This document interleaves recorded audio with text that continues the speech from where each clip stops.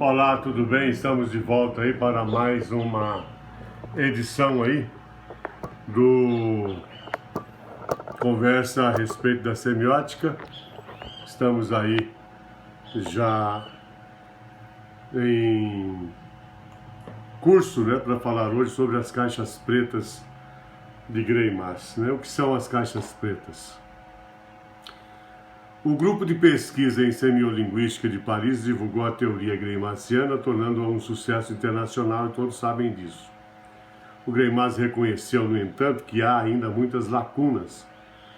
Boîte noire, em francês, ou black boxes, em inglês, caixas pretas, a serem desenvolvidas pelos seus seguidores. Então, há novas propostas de se trabalhar com o texto. Desde então, Greimas morreu em 1992. O último livro que ele escreveu chama-se La Imperfeição, né? O último pensamento, aí, vamos dizer, do Greimas está ali dentro desta obra. E é interessante porque comecei a pensar, né? Por que Greimas dá o título de A Imperfeição a esse livro? Aí fui verificar esse cartão publicado no livro, segundo livro de Nícia Rivas Dávila, Semiótica Verbal e Sincrética, Verbo Visual e Verbo Musical, Teorias e Aplicabilidade. Então, no cartão diz assim: cara senhora, eu tardo um pouco a responder-lhe e a agradecer-lhe pelos seus votos que eu me apresso, melhor dizendo, a retribuir-lhe ao cêntuplo. Eu fiquei lisonjeado por seu fiel apego à semiótica e percebo que a senhora o manifesta por seus atos. E olha o que diz no final do cartão postal para Dávila: continuemos juntos essa busca do sentido no mundo insensato. Então veja, o Greimas, em duas circunstâncias pelo menos, né, imanentes, podemos dizer, porque uma está no título do livro A Imperfeição, outra está aqui nesse mundo insensato. Então ele atribui essa sanção negativa ao mundo, né? E é interessante ver que o semioticista, além de ter essa visão disforizante ou disforizada do mundo, ele também escreve um livro chamado A Imperfeição. Qual seria a mensagem do Greimas com o título desse livro? Livro belíssimo, o último que ele escreve. Então a Dávila, nas minhas pesquisas desde 2014, tem 7 anos, vamos completar agora em 2021, em que eu estou fechando esse ciclo de pesquisas, elas referem-se às caixas pretas. Eu tive que ler esses dois livros, as duas obras de Dávila, uma de 2007 e outra de 2015. Nesses dois livros, organizados por Dávila, ela propõe a sua teoria da figuratividade visual, ou teoria da figuralidade. O Louis Herbert é um canadense que eu entrevistei nas minhas pesquisas sobre essas caixas pretas. Eu entrevistei 12 discípulos de Greimas, canadenses, americanos e brasileiros. Então, o Louis Herbert é um dos entrevistados por mim. Ele é professor da Universidade do Quebec, em Rimouski, lá no Canadá. Então, ele vai explicar na introdução da sua obra Análise dos Textos Literários, uma metodologia completa, que, embora os trabalhos em teoria literária sejam abundantes, eles pecam por sua abordagem, né? Metodologia de análise, se constituindo numa espécie de caixa preta. Então essas caixas pretas são destinadoras manipuladoras, não só da minha pessoa nessas pesquisas, como de vários outros semioticistas, do Louis Herbert, do Claude Zilberberg, do Jacques Fontanille, de quem mais? Do Luiz Tati, da Ana Cláudia de Oliveira, da MEI, né? Que vão aí buscar desenvolver algumas possíveis lacunas que teriam sido deixadas pelo Greimas em sua teoria. Falando-se dessas obras, nós podemos destacar, por exemplo, os livros Semiótica das Paixões, que o Fontanillo escreveu com o Greimas em 1993, depois Tensão e Significação, que ele escreveu em 2001, junto com o Claude Zilberberg, e Significação e Visualidade, 2005, do Claude Zilberberg, e a Semiótica do Discurso, em 2005, do Fontanillo, além de outras obras mais recentes. Então, no sentido literário propriamente dito, não podemos esquecer da grande contribuição de Denis Bertrand com Caminhos da Semiótica Literária, da análise, né, do sujeito transcendente do Luiz Tati na obra do Guimarães Rosa.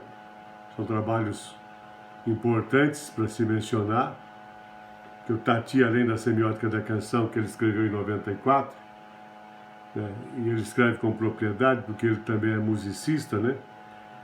Ele é ex-fundador, integrante do grupo Rumo. Nem todas as pessoas conhecem, mas é um grupo interessante, com uma proposta musical interessante. Mas o Tati tem se debruçado sobre essa questão da Semiótica da Canção. Em 94 escreve esse livro, Musicando a Semiótica, em 97. Outro semioticista que devemos destacar é o Ivan Lopes. Ele, junto com uma série de articulistas, ele escreve Semiótica, Objetos e Práticas, em 2011. E eles falam da semiótica aplicada à canção, ao cinema, à dança, discurso político, futebol, mitologia, publicidade, HQs, a charge e também a literatura.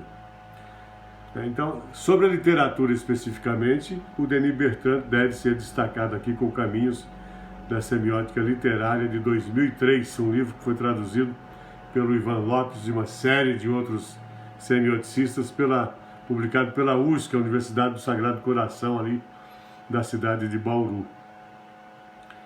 Então, desta relação, não é, entre a dimensão figurativa do discurso e a atividade da percepção, buscam-se os objetos da semântica descritiva e a semiótica do sensível também, que é uma preocupação da semiótica literária, uma vez que essa semiótica, vou citar aqui o Denis Bertrand, né? Vou citar agora, que põe em cena a existência sensível e questiona ou até mesmo transforma as maneiras de se perceber. 2003, obra traduzida Caminhos da Semiótica Literária, na página 261. Então é o Denis Bertrand que vai procurar reatar o diálogo de Greimas com a fenomenologia de Maurice Merleau-Ponty, na busca do ser do sujeito em oposição ao parecer, onde se encontra a figuratividade. Então veja bem, a questão da imanência e da aparência, né, é explorada. Num caminho que procura ir além da figuratividade, como nós mencionamos aqui, são essas duas obras da Nícia Ribas Dávila, 2007 e 2015, que vem aí propor a teoria daviliana no primeiro livro, e no segundo, teoria da figuratividade visual, que é a mesma coisa, ou teoria da figuralidade. Esses são os livros aí recomendados, indispensáveis a todo aquele aluno em iniciação científica em semiótica da França, indispensáveis para a leitura, além dos livros didáticos do José Luiz Fiorin, junto com Platão, lá, para entender o texto, é o primeiro. Depois vem Elementos de Análise do Discurso, do Fiorin. Vem os livros também, e uma série de outros livros também do Fiorin, Astúcias da Enunciação, e outros livros do Fiorin. e também da Diana Barros, os elementos do texto e elementos do discurso. São os dois livros aí em que eu indico da Diana Barros. São livros mais voltados para a aplicabilidade da teoria em vários corpos, textos diferentes, né?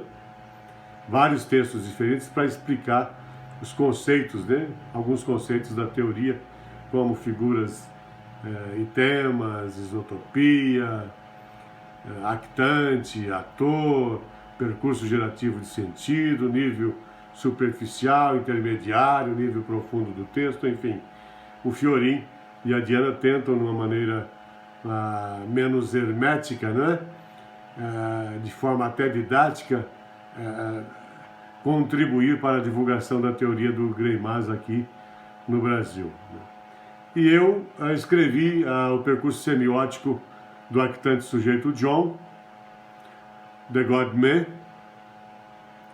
a minha tese de doutoramento, em que tive o desafio, diferentemente da proposta do Fiorin e da Barros, de aplicar conceitos da teoria ou tentar explicar também a teoria em sua aplicabilidade em apenas um texto musical, que é o texto do John Lennon chamado God, Deus. Então veja bem, esse foi para mim um grande desafio, mas também um aprendizado. Por quê? Porque são vários conceitos, a teoria é riquíssima, para você aplicar num único texto, diferentemente daqueles que preferem explicar um conceito por meio de um poema, de um texto, um outro conceito através de outro texto, que vão encaixando ali, fazendo esses encaixes que são mais fáceis para a compreensão de quem está lendo, né? E talvez mais fácil para se explicar de forma didática a teoria. O meu desafio foi aplicar os conceitos dentro de um único texto, um texto pequenininho. Deus é um conceito pelo qual medimos a nossa dor. Vou repetir, Deus é um conceito pelo qual medimos a nossa dor. Eu não acredito na Bíblia, não acredito em Jesus, não acredito em Kennedy, não acredito em I Ching, em mantra, não acredito em Zimmerman, não acredito em Elvis, não acredito nos Beatles. Dá uma pausa aí breve a canção do John Lennon. Aí ele diz, eu só acredito em mim, em Yoko e em mim. E essa é a realidade. O sonho acabou, eu era o artesão do sonho, mas agora eu renasci. Eu era o leão marinho, mas agora sou o John. Então, caros amigos, vocês vão ter que continuar porque o sonho acabou. Então esse, o texto, que foi um desafio para mim, aplicar a teoria semiótica do Greimas da maneira mais objetiva possível, sem divagar, sem ir lá ao contexto, ficar escrevendo sobre a história dos Beatles, porque todo mundo já tinha escrito sobre os Beatles, mas me concentrar no aspecto interno desse texto, que no meu modo de ver é uma síntese da vida intelectual, artística do John Lennon, logo depois da separação dos Beatles. God seria uma síntese aí de toda a sua produção intelectual e da sua própria vida também, né? Do John, que aparece em texto, né, que nos projeta no nível da enunciação para o John Lennon, que foi o líder dos Beatles, o gênio dos Beatles, né, que também atuou na carreira solo com Yoko Ono. Bem, então é dessa minha tese que eu estou trazendo essas informações todas nessas conversas que estou tendo com vocês aqui. Espero que vocês tenham gostado. Na próxima conversa nós continuamos conversando sobre as produções, né? E essa tentativa de desvendar as caixas pretas desde o Jean-Marie Floch e da Dávila lá na década de 80 até os nossos dias. Então, um grande abraço, espero que você tenha gostado. Até a próxima.